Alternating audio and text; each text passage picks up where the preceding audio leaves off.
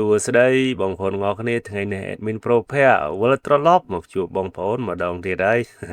ហើយបើពេញចិត្តវីដេអូ Admin ណាសូមកុំភ្លេចជួយចុច Subscribe ឬចុចសញ្ញាកណ្ដឹងទាំងអស់គ្នាដើម្បីទទួលបានវីដេអូថ្មីៗរបស់ Admin អូខេកុំឲ្យខាតពេលតោះ Let's go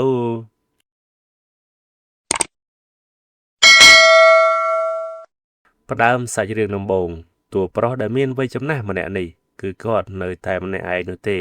ហើយគាត់គឺពិតជាខ្ជិលក្នុងការរៀបចំខ្លាំងណាស់រួចគាត់ក៏សម្រេចចិត្តចូលស្ត្រីមេផ្ទះដើម្បីមកជួយសម្អាតក្នុងផ្ទះគាត់តែយើងមកក្រឡេកមើលស្រីស្អាតម្នាក់នេះវិញគឺគាត់ពិតជាមានជីវិតពិបាកខ្លាំងណាស់ទើបគាត់សម្រេចចិត្តមកដាក់ពាក្យធ្វើការជាស្ត្រីមេផ្ទះនៅក្នុងផ្ទះបុរសដែលមានវ័យចំណាស់ម្នាក់នេះចំណែកតួប្រុសដែលមានវ័យចំណាស់ម្នាក់នេះវិញគឺគាត់ពិតជាសប្បាយចិត្តខ្លាំងណាស់ពេលដែលបានតួស្រីយើងមកធ្វើការនៅផ្ទះគាត់ពេលនេះរួចគាត់ក៏បាននិយាយស្រាយរាប់ទៅប្រាប់តួស្រីរបស់យើងគាត់ក៏បាននិយាយថាឲ្យចានាងប្រឹងធ្វើការឲ្យបានល្អគឺគាត់សុខចិត្តចំណាយទឹកប្រាក់ក្នុងមួយថ្ងៃឲ្យនាង$30ឯណោះចំណែកតួប្រុសដែលមានវ័យចំណាស់ម្នាក់នេះវិញគឺគាត់បានមើលតួស្រីយើងតាំងពីលើរហូតដល់ក្រោមតែម្ដងធ្វើឲ្យតួស្រីរបស់យើងគាត់ក៏មានការខ្លាចរាជាខ្លាំងដែររួចតួប្រុសដ៏មានវ័យចំណាស់ម្នាក់នេះក៏គាត់មិននិយាយច្រើនដែរឲ្យនាងទៅរៀបចំសម្លៀកបំពាក់ដែលគាត់បានរៀបចំឲ្យទៅធ្វើឲ្យតួស្រីរបស់យើងឆ្ងល់ណាស់គ្រាន់តែមកធ្វើការជាស្ត្រីមេផ្ទះសោះហេតុអ្វីក៏ចាំបាច់មានសម្លៀកបំពាក់រញ៉េរញ៉ៃបែបនេះតួប្រុសដែលមានវ័យចំណាស់ម្នាក់នេះគឺគាត់មិនមកអង់យូរឡើយគាត់ក៏យកសម្លៀកបំពាក់ដ៏សែនស្រស់ស្អាតនេះទុកសម្រាប់ឲ្យតួស្រីយើងគាត់ស្លៀកពាក់ពេលអំឡុងដែលគាត់ធ្វើការចំណែកតួស្រីយើងពេលដែលឃើញសម្លៀកបំពាក់បែបនេះគឺគាត់ពិតជាហួសចិត្តខ្លាំងណាស់ហេតុអ្វីក៏គាត់ត្រូវស្លៀកពាក់ឈុតដូចជាកូនតុក្កតាបែបនេះតួស្រីយើងគាត់ក៏សួរតើខ្ញុំត្រូវស្លៀកពាក់សម្លៀកបំពាក់ទាំងអស់នេះមែនទេចំណែកតួប្រុសរបស់យើងគាត់ក៏បានរាយរាប់ប្រាប់ទៅកាន់តួស្រីគាត់ក៏និយាយថាការងារក្នុងផ្ទះនេះត្រូវតែស្លៀកពាក់ឲ្យត្រូវស្តង់ដារបែបនេះព្រោះការងារផ្ទះគាត់ក៏គាត់ត្រូវចំណាយលុយច្រើនណាស់ដែរចំណែកតួស្រីយើងគាត់ក៏គ្មានជំរើសនោះទេគឺគាត់មានតែព្រមស្លៀកពាក់និងធ្វើតាមតួប្រុសដែលមានវ័យចំណាស់នេះនឹងឯងចំណែកតួស្រីយើងគឺគាត់ក៏មិនចាំយូរនោះដែរគាត់ក៏ចាប់ផ្ដើមបដូរសម្លៀកបំពាក់ចាប់ផ្ដើមការងារពីពេលនេះតែម្ដងចំណែកតួប្រុសដែលជាលោកតៅកែម្នាក់នេះវិញពេលដែលតួស្រីយើងបានផ្លាស់សម្លៀកបំពាក់ហើយគឺគាត់បានមើលមិនដាក់ភ្នែកនោះឡើយហើយគាត់លិតមាត់លិតកថែមទៀតមិនដឹងថាគាត់កំពុងតែគិតអ្វីមកលើតួស្រីយើងនោះទេសាច់រឿងយើងក៏កាត់មកដល់ស្អែកឡើងតួស្រីរបស់យើងគាត់កំពុងតែធ្វើការសុកតួប្រុសដែលត្រូវជាលោកតៅកែនេះគឺបាននិយាយមកកាន់គាត់ឲ្យគាត់ខំប្រឹងធ្វើការទៅបើតួស្រីយើងធ្វើការបានល្អគាត់នឹងបន្ថែមលុយក្រៅទៀតចំណែកតួប្រុសរបស់យើងគាត់បានអង្គុយគិតមួយសន្ទុះគាត់ក៏មានអារម្មណ៍ថាចុកស្មាខ្លាំងណាស់រួចគាត់ក៏បានហៅតួស្រីយើងដើម្បីមកជួយច្របាច់ស្មាឲ្យគាត់ចំណែកតួស្រីរបស់យើងក៏គាត់មិនរញរេនោះដែរគាត់ក៏បានយល់ព្រមរួចគាត់ក៏បានដើរទៅច្របាច់ស្មាឲ្យតួប្រុសដែលត្រូវជាលោកតៅកែច្របាច់ចុះច្របាច់ឡើងតួប្រុសដែលត្រូវជាលោកតៅកែក៏បានចាប់តួស្រីយើងមកក្នុងបន្ទប់គាត់តែម្ដងគឺធ្វើឲ្យតួស្រីរបស់យើងគឺគាត់កំពុងតែមានការផិតភ័យជាខ្លាំងព្រោះគាត់មិនដឹងថាលោកតៅកែរបស់គាត់កំពុងតែចង់ធ្វើអ្វីមកកាន់គាត់នោះទេតួស្រីរបស់យើងគាត់ក៏បានសូមអង្វរទៅកាន់តួប្រុសដែលជាលោកតៅកែ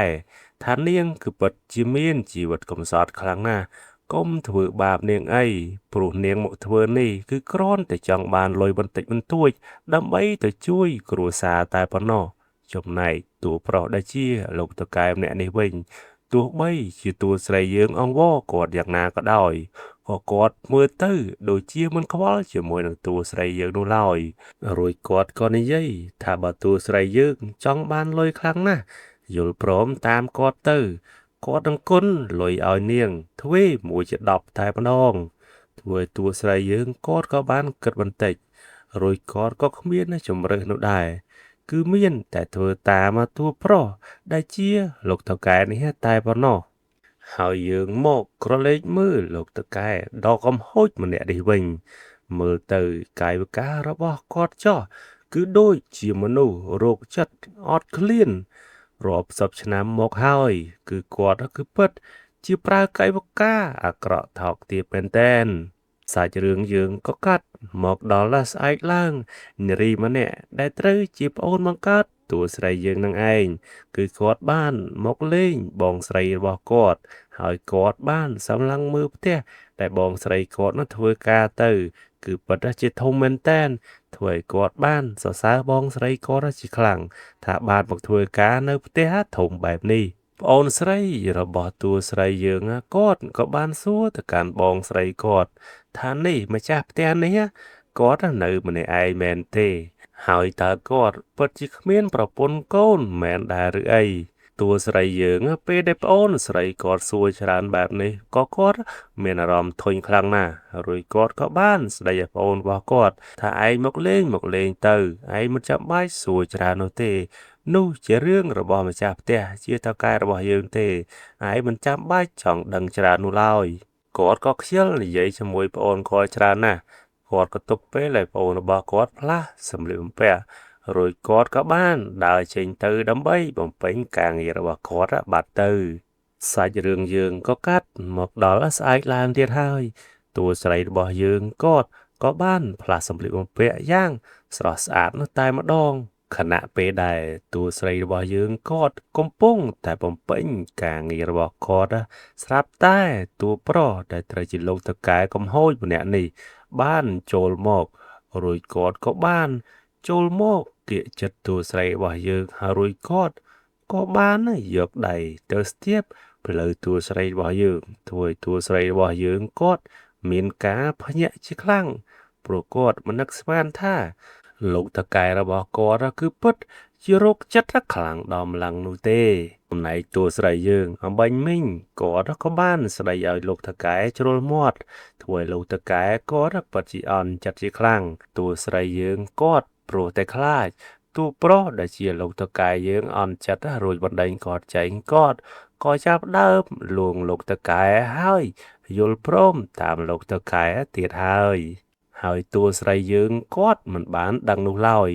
ថាពេលនេះប្អូនស្រីគាត់គឺបានដឹងរឿងអស់ហើយថាបងស្រីគាត់មិនត្រឹមតែមកធ្វើការជាស្ត្រីពេលផ្ទះនោះទេគឺមានសេវាកម្មបម្រើនៅលើគ្រែថែមទៀតសាច់រឿងយើងក៏កាត់មកដល់ស្អែកឡើងប្អូនស្រីរបស់តួស្រីយើងគាត់ក៏បានដឹកដៃបងស្រីគាត់មកស្ដីឲ្យថាហេតុអ្វីទើបបានជាបងធ្វើរឿងបែបនេះគឺខ្ញុំបានដឹងហើយបងមិនមែនត្រឹមតែធ្វើការជាស្ត្រីមេផ្ទះនោះទេគឺបងថែមទាំងមានសេវាកម្មនៅលើគ្រែថែមទៀតចំណែកតួស្រីរបស់យើងវិញពេលដែលឮប្អូនស្រីនិយាយបែបនេះគាត់ក៏បានរ៉ាយរ៉ាប់ប្រាប់ទៅប្អូនស្រីរបស់គាត់ថាគាត់គឺពិតជាមិនចង់ធ្វើរឿងនេះនោះទេតែព្រោះតែគាត់ត្រូវការលុយពេកទើបបានជាគាត់ធ្វើបែបនេះចំណែកប្អូនស្រីរបស់តួស្រីយើងវិញគាត់ក៏ស្ដីឲ្យតួស្រីយើងថែមទៀតថាបងធ្វើបែបនេះមិនខុសពីស្រីលក់ខ្លួននោះទេតើបងមានដឹងដែរឬទេបងស្រីពេលដែលឮប្អូនស្រីនិយាយបែបនេះគាត់ក៏ទ្រាំមិនបាននោះទេគាត់ក៏ទះកំភ្លៀងប្អូនស្រីគាត់មួយកំភ្លៀងតែម្ដងរួចគាត់ក៏និយាយថាឯងក៏មកចេះរឿងបងចេះដោះស្រាយហើយចំណែកប្អូនស្រីពេលឮបងស្រីនិយាយបែបនេះគាត់ក៏ខឹងបងស្រីគាត់រត់ចូលទៅក្នុងផ្ទះបាត់ទៅធ្វើឲ្យបងស្រីកំពុងតែឈរគិតម្នាក់ឯងថាតើគាត់ធ្វើនេះត្រូវដែរឬទេសាច់រឿងយើងក៏កាត់មកដល់យប់ឡើងតួស្រីរបស់យើងគាត់ក៏បានមកខំចិត្តនៅជាមួយលោកតកែម្នាក់នេះទៀតហើយរួចគាត់ក៏បានប្រាប់លោកតកែផងដែរថានេះគឺជាថ្ងៃចុងក្រោយស្អែកឡើងគាត់នឹងឈប់សម្រាកពីការងារនេះហើយចំណែកលោកតកែកំហុសម្នាក់នេះវិញក៏គាត់មិនខ្វល់ច្រើននោះដែរគាត់ថាឲ្យតែថ្ងៃនេះបំពេញការងារឲ្យបានល្អគឺគាត់នឹងព្រមអនុញ្ញាតឲ្យតួស្រីយើងរួចគាត់នឹងបើកប្រាក់ខែឲ្យទាំងអស់តែម្ដង ចំណែកតួស្រីយើងគឺគាត់គឺពិតជាគ្មានជម្រើសនោះទេគឺគាត់មានតែធ្វើតាមលោកតកែដែលរោគចិត្តនេះនឹងឯងហើយយើងមកសម្លឹកមើលរូបអាតានេះចោះសូម្បីតែ admin ក៏ចង់ទ្រាំមិនបានជាមួយអាតានឹងដែរព្រោះកាយវិការគាត់ដូចជាមនុស្សរោគចិត្តដាច់តាំងពីរាប់សិបឆ្នាំណាស់មកហើយអញ្ចឹងសាច់រឿងយើងក៏កាត់មកដល់ស្អែកឡើងតួស្រីយើងគាត់ក៏បានឈប់សម្រាកពីការងារនេះហើយរួចប្អូនស្រីគាត់ក៏បានជួយរៀបចំសម្លៀកបំពាក់បងស្រីគាត់ផងដែរខណៈពេលដែលបងប្អូនទាំងពីរអ្នកកំពុងតែអង្គុយនិយាយគ្នាស្រាប់តែលោកតកែក៏បានដើរចូលមកដល់រួចលោកតកែកំហុយម្នាក់នេះគាត់ក៏បានដើរទៅអង្គុយរួចតួស្រីយើងគាត់ក៏បានមកសំពះលាលោកតកែរបស់គាត់រួចក៏ស្នើសុំឲ្យលោកតកែរបស់គាត់បើកលុយឲ្យគាត់ផងចំណែកលោកតកែក៏ហួចម្នាក់នេះវិញគឺគាត់មិនព្រម